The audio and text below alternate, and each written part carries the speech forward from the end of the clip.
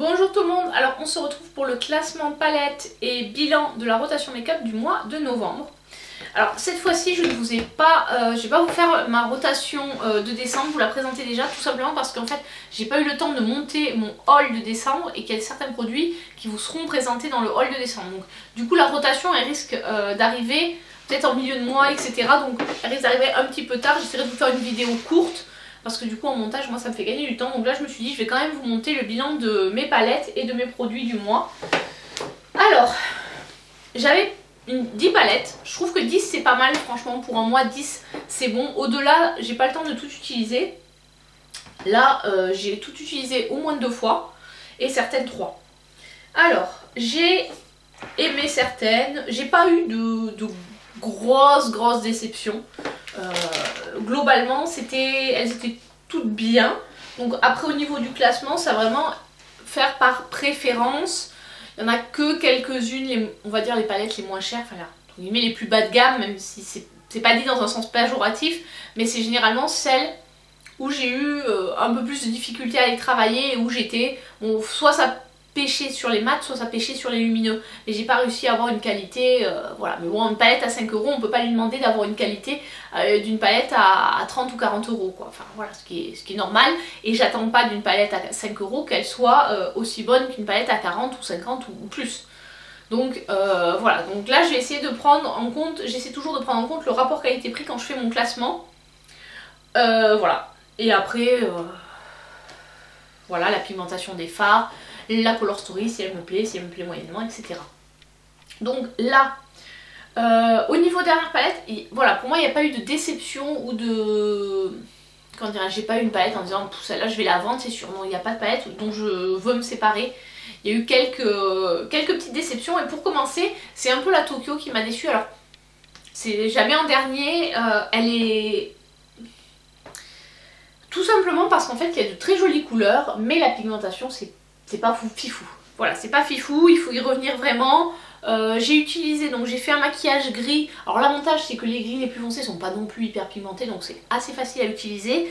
J'ai utilisé donc aussi le Shinjuku Gyoen et le Kyoto Pearl, qui ont une texture très particulière et qui donnent vraiment de l'éclat. Mais c'est très galère à appliquer. C'est très galère à appliquer et pour vraiment avoir quelque chose où on voit qu'on a mis quelque chose sur les yeux, il faut s'y reprendre à plusieurs fois. C'est pareil, j'ai eu le même problème avec les violets. Donc assez mitigé sur cette palette, donc c'est pour ça que je la classe là. Après pour le prix, franchement elle est pas mal. Donc c'est pour ça que je vous disais, j'ai pas eu de grosses déceptions ce mois-ci. C'est vraiment juste, bon voilà, elle coûte cette palette, elle coûte allez, 6 €, 7 €. Voilà, les mats sont, peut-être que ça aurait été bien d'avoir quelques couleurs, par exemple un petit vert mat ou un petit bleu ou un petit violet mat pour pouvoir plus facilement aller avec les lumineux, parce que du coup des fois ça fait un peu bizarre de mélanger. Alors les verts non, vert marron ça se mélange bien, mais par contre des fois un peu, j'ai eu un peu de mal à savoir comment mettre le violet et au final ça m'est arrivé de l'utiliser avec une autre palette, notamment la Orchid qui contient du violet pour voilà, ou la Scorpion. Donc voilà sur cette palette donc, qui arrive en 10e position. Ensuite je mets la Colourpop, bon pour la même raison que la Libra, donc celle-ci c'est la Scorpio. Bien pigmentée, je l'ai emmenée justement quand j'ai dû découcher ce mois-ci parce que je suis allée à l'hôtel. Je l'ai emmenée pour aller à l'hôtel et je me suis fait mon make-up avec, 4 fards, c'est super. Ça évite de transporter quelque chose de trop gros, voilà, c'est très pratique. Il y a 2 lumineux, 2 mat, c'est nickel pour faire un make-up. Donc voilà, c'est parfait, mais bon, on fait un make-up quoi. On en fait 1, 2 à la limite si on n'utilise que 3 couleurs en utilisant une fois cette couleur là, une fois cette couleur là. Mais voilà, ce qui fait qu'elle est là, c'est vraiment on est limité dedans, donc c'est une bonne palette, mais c'est pas ma préférée. Là j'ai un peu de mal à classer ces deux là. Je pense que je vais mettre ex aequo parce qu'en fait celle-ci est pas trop mal sur les lumineux et les duochromes. Celle-ci est plutôt bien sur les mats, alors que celle-ci sur les mats elle est pas super pigmentée, celle-ci est pas super pigmentée sur les lumineux. Donc en fait en mettant les deux ensemble c'est super, donc je les classe à peu près à la même position. C'est des palettes petit prix, elles sont sympas. Franchement je trouve, je vous ai fait une vidéo dessus. Normalement j'essaierai de vous monter avant de vous poster cette vidéo, donc si j'ai fait la vidéo je vous la mettrai par là, de comparaison des deux palettes. Donc je vais pas revenir dessus, je vais pas m'étendre dessus parce que sinon voilà, j'ai déjà tout dit dans la vidéo. Mais voilà, du coup elles arrivent à ce classement là. Elles sont plutôt en queue de classement. Après voilà, c'est des palettes qui sont pas non plus très chères. Mais voilà, au niveau pigmentation, moi j'ai tendance à vouloir un peu plus de pigmentation. Ça reste des palettes petit prix, on peut faire des make-up avec. Mais pour moi, ça pêche un peu en termes de pigmentation. Voilà. Ensuite, je vais vous parler de la Orchid qui arrive donc en 6ème position. J'ai bien aimé cette palette, j'ai beaucoup aimé la Color Story, mais en fait il y a certains fards qui m'ont déçu. Donc sur une palette de 9 fards, je vais être moins tolérante quoi. Pour moi, s'il y a un fard, alors je crois que c'est celui qui s'appelle Motte, qui m'a fait, j'ai galéré à mort à l'estomper. Il était sur ma paupière, hein, il a un rendu super patchy. J'ai pas du tout aimé l'utiliser, en plus c'est un des premiers fards que j'ai utilisé, donc j'ai dit oh là là, super déçu de la palette. Et j'ai refait un maquillage avec d'autres couleurs, ça a été. Mais du coup, sur une palette de 9 fards, quand il y a un fard qui pêche, non, moi ça, je suis pas d'accord.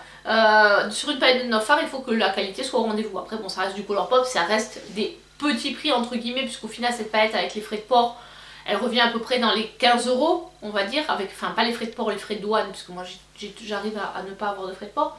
Donc ça reste un prix très correct, on est au double du prix des précédentes, mais ça reste très correct pour moi pour du maquillage. Voilà, tout le monde n'aime pas cette Color Story, moi j'aime beaucoup, c'est une couleur qui va bien avec les yeux verts, donc c'est aussi pour ça que j'aime bien. La palette est sympa, il faut avoir la main légère, honnêtement c'est pas une palette de matin. Voilà, pour moi c'est une palette, il faut prendre un peu de temps pour la travailler, c'est pour ça qu'elle arrive à ce classement là, parce que bon le matin du coup je m'en suis maquillée avec que le week-end, j'ai pas osé me maquiller avec le matin, parce que là, me rater le matin sachant que j'ai 10 minutes, un quart d'heure pour me maquiller, c'est pas possible. Donc voilà, vu le premier essai, heureusement j'avais testé la première fois le week-end, j'ai vu comment les fards ça partait, j'ai dit non non, celle-là je l'utilise pas le matin, ce sera pour le week-end. Et voilà, donc pour moi c'est une palette pas de matin, donc de fait un peu difficile, du coup elle arrive à cette place là du classement. Alors, ensuite, c'est compliqué parce que les autres je les aime toutes. On va faire, allez, la 35S en 5ème position. Bon, c'est de la qualité morphe, c'est très bien, je crois que je l'avais payé autour de 15 €, peut-être un petit peu moins. Les fards sont vraiment sympas, après voilà, vu sur les 35 fards, il y en a qui sont un peu moins bien que d'autres. Mais globalement, c'est une palette qu'on arrive facilement à travailler et avec laquelle on fait de bons make-up. La pigmentation est au rendez-vous, les lumineuses sont correctes, donc en 5ème position, ça lui va bien. La 4ème position, je vais mettre la MAC. Alors pourquoi je la mets là? Ben, tout simplement parce qu'en fait je trouve que ça manque un peu de mat. Donc il y a 3 mats, c'est ces deux-là et celui-ci. Donc pour faire une transition un petit peu claire, et ben c'est galère. Bon après c'est la teinte médium, donc voilà, je savais un peu à quoi m'attendre. La teinte light pour moi c'était trop clair. Mais là voilà, pour moi il manque un peu un fard un peu plus pâle, donc ça m'est arrivé de l'utiliser avec une autre palette. Donc c'est pour ça qu'elle arrivera là. Après la pigmentation est bonne. Ça se travaille bien, franchement c'est facile à travailler, les couleurs sont sympas. Les lumineux sont pas les plus lumineux du monde, mais ils restent quand même assez impactants, donc c'est une bonne palette. Je regrette pas mon achat. Ensuite on va passer à du Colourpop. C'est la So Very Lovely, qui est une palette que j'aime beaucoup, des couleurs... Bah, celle-ci c'est plus une palette de matin, voilà. Donc il m'est arrivé d'utiliser cette couleur là par exemple avec la violette pour mettre un peu sur le dessous d'œil, parce que bon c'est vrai que le violet c'est parfois un peu compliqué, ou ce petit violet, enfin ce petit mauve violet très léger pour pouvoir estomper un peu les autres fards dans la Orchid qui sont beaucoup plus foncés. Après voilà, franchement cette palette là je l'aime beaucoup, voilà c'est pour ça qu'elle est là. La Color Story est top, les lumineux sont top, rien à dire. En seconde position c'est la Tartelette. La Tartelette Juicy, donc celle-ci c'est clairement une palette de matin parce que on a une Color Story très facile à utiliser. Voilà, ça c'est très facile à utiliser, ça se travaille super bien, les lumineux sont pas mal, on va pas avoir des lumineux hyper impactants, c'est pas du Glam Shop ou autre, mais les lumineux apportent quand même de la lumière. Vous pouvez facilement, si vous voulez, rajouter un fard liquide ou presque de l'highlighter dessus aussi, ou utiliser l'Alchemist de Kat Von D pour donner un peu plus de peps au lumineux. Mais celle-ci elle est très bien, elle se suffit à soi-même. Pour un maquillage rapide le matin c'est parfait, et c'est pour ça que je la classe là. En plus elle sent bon. Et enfin vous l'auriez deviné si vous avez vu la rotation de novembre, la première c'est celle-ci, c'est la PMG, la Mothership Mega Celestial Odyssey. Donc la dernière qui est sortie, qui était en promo Black Friday, qui revenait à une 50aine d'euros. Et voilà, donc elle est comme ceci. Aujourd'hui je me suis maquillée avec. J'ai mis le vert, le fameux vert qui était arrivé pété la première fois. Donc la palette qui était arrivée cassée, finalement je l'ai revendue sur Vinted. Elle est partie allez, en 20 minutes. Donc voilà, du coup bah, moi ça m'a fait un peu celle-ci, du coup je l'ai payée, c'est comme si j'avais payé moitié prix. Donc voilà, je suis contente de mon achat. Ce que je reproche un peu, c'est qu'il n'y a que 4 fards mat. Donc c'est un peu le même problème qu'on a sur la MAC. On arrive parfois un peu de mal à trouver une transition un peu claire. Voilà, donc mais mis à part ce problème, après derrière, les lumineux sont vraiment magnifiques. Ça envoie du lourd. Ça s'applique soit au doigt, soit à l'embout mousse. Ça peut s'appliquer aussi au pinceau, mais on aura moins d'impact, sauf si vous le mouillez. Et là voilà, là j'ai mis le vert et j'ai adoré, j'ai trop kiffé me maquiller avec.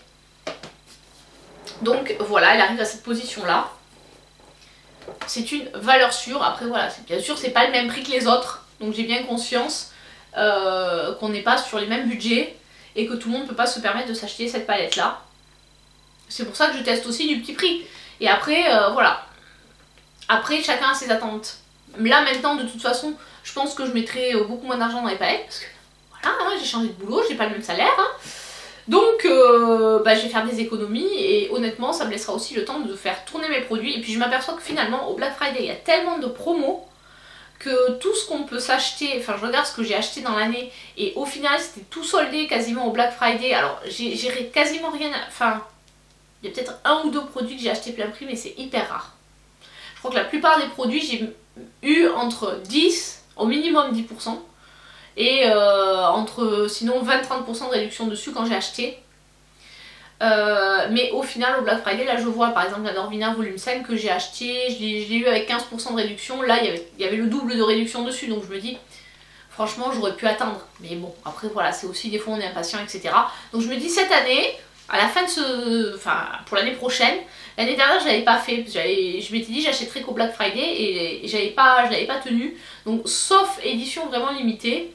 Voilà, il faut vraiment attendre le Black Friday. Après, sur certains sites, notamment je pense à Colourpop, où de temps en temps ils font des moins 30%, sur le Black Friday c'est exactement pareil, ils font moins 30%. Donc au final, acheter quand ils font moins 30 ou au Black Friday, c'est kiff kiff. Donc c'est le seul site où on peut se dire, bon bah quand il y a moins 30%, ouais je peux me faire plaisir. Mais là honnêtement du Colourpop, j'ai levé un petit peu le pied, j'ai acheté la collection avec le Mandalorian. Et là elle n'était pas soldée parce que j'ai acheté à sa sortie. De toute façon Black Friday elle n'était pas soldée non plus, enfin je ne l'ai pas vue soldée. Peut-être qu'elle sera soldée au Cyber Monday, je ne sais pas encore. Et après j'ai pris leur dernière grande palette qui sortait à moins 30%. Donc voilà, j'étais assez raisonnable sur leur site. Donc voilà pour cet aparté. Et pour l'année prochaine, voilà, je pense que je vais vraiment utiliser mes produits, remettre des choses dans mes rotations. Et puis aussi vendre certains trucs qui ne m'intéressent pas, ou donner aussi parce que certaines palettes sont tellement pas chères que autant les donner. Alors après des fois les gens sont freinés par les frais de port parce que c'est vrai que quand on donne, je veux bien donner mais bon après je veux pas non plus sortir de ma poche 6-7 balles en plus pour les frais de port. Donc voilà, c'est vrai que enfin sinon je pense que ça partira après sur qu'est-ce que j'allais dire, soit le Bon Coin, soit la marketplace de Facebook. Alors maintenant ils ont changé parce qu'avant sur la marketplace de Facebook on pouvait vendre du make-up d'occasion. Maintenant on peut plus. Donc pareil il faut biaiser, etc. Je trouve ça dommage qu'on n'ait plus de plateforme pour acheter du make-up d'occasion. Alors certes je sais qu'au niveau hygiène c'est pas forcément la panacée. Mais au final je préfère acheter du make-up en sachant que c'est du make-up d'occasion. Pour des palettes ça m'est arrivé. Après on pchite un peu d'alcool, on laisse sécher et puis voilà, c'est des fards poudre. Voilà, c'est sûr que fond de teint tout ça j'aurais moins tendance à acheter d'occasion. Mais tout ce qui est poudre ça me dérange pas. Et je trouve que c'est dommage qu'on n'ait plus de plateforme qui propose cette option là. Parce qu'à la limite je préfère acheter quelque chose en sachant que c'est de l'occasion mais je suis au courant et j'achète en connaissance de cause, que, alors sur Vinted, moi je me suis fait avoir une fois sur la palette de Sananas, on m'avait dit non elle est neuve, et quand j'ai ouvert j'ai bien vu qu'il y a eu des coups de pinceau dessus. Alors certes c'était très léger, mais bon voilà, je commence à avoir l'habitude de maquiller, donc quand on a l'œil, on voit tout de suite que ça a été utilisé, et du coup que la nana n'a pas été franche, donc du coup j'ai pas voulu trop galérer, j'ai laissé tomber, mais voilà, je trouve que c'est plus simple ce serait plus simple si la plateforme autorisait, ben, en se déchargeant, en mettant un truc, je sais pas, au niveau juridique, en disant voilà, l'état du maquillage est indiqué, vous achetez en toute connaissance de cause et aucun litige ne sera accepté là-dessus, quoi. Et ce serait plus transparent, voilà. Mais c'est vrai que c'est dommage parce qu'avant il y avait une autre plateforme, la plateforme néerlandaise qui était rachetée par Vinted, donc dès l'instant où ils ont été rachetés, ils l'ont plus fait, donc voilà, ça c'était mort.